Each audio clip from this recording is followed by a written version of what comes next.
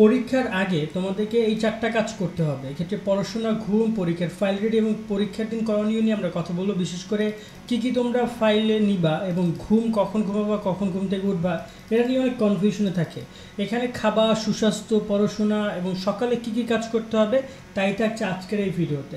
প্রথমত আমরা এখানে যেহেতু পরীক্ষা, তোমাদের বেশি সময় নষ্ট করবো না, সরাসরি মূল টপিকে যাই। ফার্স্ট হচ্ছে পড়াশোনা। দেখো, পরীক্ষার আগে তোমাদের পড়াশোনা করতে হবে, এটা তো মাস্ট। এখানে কিন্তু তোমাদেরকে রাত জেগে পড়াশোনা করা যাবে না। তোমরা চেষ্টা করবে 11টার মধ্যে ঘুমানোর। এক্ষেত্রে দেখা যায় অনেকেই আছে সারা রাত জেগে পড়াশোনা করো, তারা মনে করো যে কোন মহাভারত অশুদ্ধ করে ফেলেছো। একদমই কিন্তু তেমন কোনো কিছুই না। কারণ ভাইয়া, তুমি যদি সারা রাত বসে পড়াশোনা করো, তুমি পরীক্ষার সময় গিয়ে এরকমের ঝিমাবা। তার থেকে বেটার তুমি অল্প পড়ো, বাট পরীক্ষা গিয়ে আউটপুট ভালো দাও। কারণ দেখা যায় তুমি পড়ে গেলা, সেটা পরীক্ষা লিখতে পারলা না, তাহলে কি হলো? সো তাহলে ক্ষতিটা কিন্তু তোমারই হচ্ছে। তো এই জায়গায় তোমাদেরকে পড়াশোনা লাগলে একটু কম করো, বাট পারফেক্টলি ঘুমাইতে হবে। এবং নতুন পড়া পরীক্ষার আগের রাতে কম পড়ার চেষ্টা করবে বেশিরভাগ রিভিশন দেওয়ার। কারণ অনেক শিক্ষার্থী আছে যারা কিনা নতুন নতুন পড়া ধরে, তখন মাথায় কিন্তু অনেক প্রেশার পড়ে। সো রিভিশন দিলে হয় কি, যে আগের পড়া যতটুকু পড়েছো সেটা যদি আরেকবার দেখে যেতে পারো, তোমাদের জন্য বেটার। অন্তপক্ষে পরীক্ষার আগের দিন রাতে সন্ধ্যার পর থেকে রিভিশন দেওয়ার চেষ্টা করবা। বিশেষ করে ঘুমানোর আগে ব্রেনে বেশি প্রেশার যেন না পড়ে, সে বিষয়ে খুবই মনোযোগ দিবা তোমরা। খাবার এবং ঘুম নিয়ে কথা বলি। খাবার দাবারে একটা ব্যাপার হচ্ছে যে পরীক্ষায় দেখা যায় মা ভালো মন্দ রান্না করে, ডিম, পোলাও, মাংস, এটা ওটা রান্না করে। এগুলো পুরোপুরি বাদ দিবে। এগুলো মারে বলবো যে মা, এগুলো কোনো কিছু দরকার নেই, আমাকে নর্মাল খাবার দাও, কোনো ভাজা পোড়া কোনো কিছু না, নর্মাল খাবার, শাক সবজি খেয়ে যাও। বা তুমি 5টা দিন যেভাবে কাটাও সেভাবেই কাটাও। পরীক্ষার জন্য স্পেশাল কোনো কিছু কখনো করবে না, এটা পরামর্শ দিচ্ছি। কারণ দেখা যায় যে তুমি পরীক্ষার জন্য স্পেশাল কোনো কিছু একটা করছো, যার কারণে দেখা যায় পরবর্তী তোমার হয়তো অ্যালার্জি হয়েছে, নয়তো দেখা যায় যে পেট খারাপ হয়েছে, যে কোনো কিছু হতে পারে, পেট ফুলে থাকতে পারে, যে কোনো সমস্যা হতে পারে। মানুষের তো সমস্যার অভাব নেই। সো খাবার দাবার যতটা পরিমাণ সহজ থাকতে হবে, পরীক্ষার জন্য স্পেশাল কোনো কিছু করা যাবে না। ঘুম নিয়ে একটু কথা বলি। অনেকেই বলতেছো ভাই ঘুমাইতে যাবা কখন, কখন ঘুম থেকে উঠবা, এই বিষয়টা নিয়ে কনফিউজ। আমি বলি, পরীক্ষার রাতে কোনোভাবেই কিন্তু সারা রাত পড়া যাবে না, এটা আগেও বলেছি। সেকেন্ড ব্যাপারটা হচ্ছে চেষ্টা করবো 11টার মধ্যে ঘুমাতে যাওয়ার, 6টার মধ্যে ওঠার। 6টা আমি কেন বলছি শোনো, লাগলে তুমি একটু লাগলে 10টা কাল ঘুমাতে যাও, 10টার সময় তুমি লাগলে ঘুমাতে যাও, বাট 6টার দিকে ওঠো। কেন বলছি জানো? কারণ সকালবেলা তুমি যাই পড়বে সেটা তোমার মাথায় অনেকক্ষণ থাকবে। সকালবেলা ব্রেন থাকে ফ্রেশ। সো সকালবেলা বইটা একবার রিভিশন দেওয়া, এমসিকিউগুলো একবার দেখে যাওয়া, প্রতিটি প্রশ্নের ক খাগুলো একটু দেখে যাওয়া, এটা অনেক গুরুত্বপূর্ণ।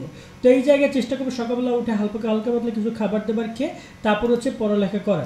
খাবার নিয়ে আরেকটা ব্যাপার তোমাদের একটু বলি। অনেকেই আছো প্রচুর পরিমাণে পেট ভরে খাও। দেখো, আমাদের পড়াশোনাটা মনে রাখে কি জানো? মস্তিষ্ক। কোথায় রাখে? এই যে মাথার মধ্যে সব কিছু থাকে। তো এই কারণে তুমি যদি প্রচুর পরিমাণে খাওয়া দাওয়া করো, তাহলে ব্রেন কিন্তু খাবার হজম করতে ব্যস্ত থাকবে। তো তোমাদেরকে পর্যাপ্ত খাইতে হবে, কিন্তু পেট ভরে না। তোমাদেরকে মানে যতটুকু পেটে যায় ততটুকু খাওয়ার দরকার নেই। বিষয়টা যতটুকু ক্ষুধা নির্বারণ করতে যতটুকু লাগলে তুমি বেশিবার খাও। লাগলে কোনো খাবার দাবার তুমি আশেপাশে এনে রাখো, ঠিক আছে? 3 বেলা ভাত খাওয়া মোটামুটি কায়দায়। আর বাকি টুকটাক খাবার দাবার তুমি খাবা, কোনো ফাস্টফুড বা ধরনের কোনো খাবার তুমি উল্টাপাল্টা কোনো বাইরের খাবার খাবা না। আর লাগলে বিস্কিট আশেপাশে রাখো, খাইলে ক্ষুধা লাগলে একটা বিস্কিট একটু পানি খেয়ে খাবারই করে নিবা, কিন্তু প্রচুর পরিমাণে খাবা না। এতে কিন্তু তোমার ব্রেন দেখা যায় যে খাবার হজম করতে ব্যস্ত থাকে, পড়াশোনার প্রতি মনোযোগী রাখে না বা পড়া বেশিক্ষণ মনে রাখতে পারে না। পরীক্ষার ফাইল রেডি নিয়ে একটু কথা বলি। পরীক্ষার ফাইল রেডি করাটা অনেক ইম্পর্টেন্ট, তাই না? সো পরীক্ষার ফাইল, অনেক শিক্ষার্থী আছে যারা কিনা পরীক্ষার ফাইলে কী নিবা না নিবা বুঝতেছো না। আরেকটা ব্যাপার হচ্ছে পরীক্ষার ফাইলটা কী নিবা তাই বুঝতেছো না। তাদেরকে বলতেছে এরকমের ট্রানজ্যাকশন ফাইল লাগবে, অর্থাৎ যে ফাইলটা এপাশ থেকে ওপাশে দেখা যায়, মিন সাদা ফাইল। তো দেখে অনেকে কালারফুল ফাইল ব্যবহার করো, তাদেরকে বলবো এগুলো ইউজ করবে না, বাট এরকমের ফাইলগুলো বা যেটা এপাশ থেকে ওপাশ দেখা যায় সেটা ব্যবহার করো। পরীক্ষার ফাইলের মধ্যে এডমিট কার্ড, রেজিস্ট্রেশন কার্ড, এই 2টা পেপারই থাকবে, আর কোনো পেপার থাকবে না। সেক্ষেত্রে তুমি গ্রাফ পেপার নিতে পারো, যদি গ্রাফ পেপার অ্যালাউ করে শিক্ষক, বা অনেক সময় দেখা যায় পরীক্ষা কেন্দ্র থেকে গ্রাফ পেপার দেয়, সেক্ষেত্রে গ্রাফ পেপার তোমাদের নিতে হবে না। তোমরা রুল নিবা, একটা রাবার নিবা, একটা কাটার নিবা, তোমরা 3 থেকে 4টা কলম নিবা। তুমি যদি এখানে ব্লু পেন ব্যবহার করতে, 1টা 2টা ব্লু পেন ব্যবহার করবে। অন্তবশ্যই প্রত্যেকটা কলমে ডাবল রাখবা। রুলারও তুমি চাইলে ডাবল রাখতে পারো, কিন্তু কলমের অবশ্যই ডাবল রাখবা, ঠিক আছে? এই জিনিসগুলো রাখবা। তার সাথে তোমাদের যে স্কেল আছে, ক্যালকুলেটর নিয়ে যাবা, ক্যালকুলেটর যে নন প্রোগ্রামেবল ক্যালকুলেটরগুলো নিয়ে যাবা তোমরা। তার সাথে স্কেল নিয়ে যাবা। এক্ষেত্রে অনেকেই বলতে পারো যে ভাই টিনের স্কেল নাকি স্টিল স্কেল। টিনের স্কেল নেওয়ার কোনো নিয়ম নেই, এটা আবারও বলতেছি, অনেক সময় এটা নিয়ে প্রবলেম করে। তোমরা প্লাস্টিকের স্কেল যেগুলো আছে সেগুলো নিয়ে যাবা, বা ওই যে তোমার স্টিলের স্কেলগুলো না নিয়ে প্লাস্টিকের স্কেলগুলো নিয়ে যাবে। কেন? কারণ দেখা যায় যে এই মানে টিনের বা তোমার যেগুলো ধারালো স্কেল, ওটা দিয়ে অনেক সময় অনেক খারাপ কিছু হইতে পারে, বা অনেক সময় পরীক্ষাও অ্যালাউ করে না, ম্যাজিস্ট্রেট আসলে ডাকাডাকি করে, আবার এমনকি যে তোমার এডমিট কার্ড বা ওগুলো ছিঁড়েও যেতে পারে, কিন্তু প্লাস্টিকের স্কেলে সেগুলো হয় না। তো এই বিষয়টা মাথায় রাখবা ফাইল রেডি করার ক্ষেত্রে।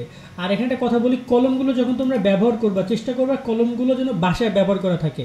একদম নতুন কলম নিয়ে পরীক্ষা কেন্দ্রে যাবা না, কারণ নতুন কলমে প্রথম দিকে লিখতে অনেক কষ্ট হয়। সো তোমরা যদি কলমগুলো একটু ব্যবহার করা থাকে, তাহলে সুবিধা হবে কি যে দেখবে যে পরীক্ষার সময় দ্রুত লেখা যাচ্ছে।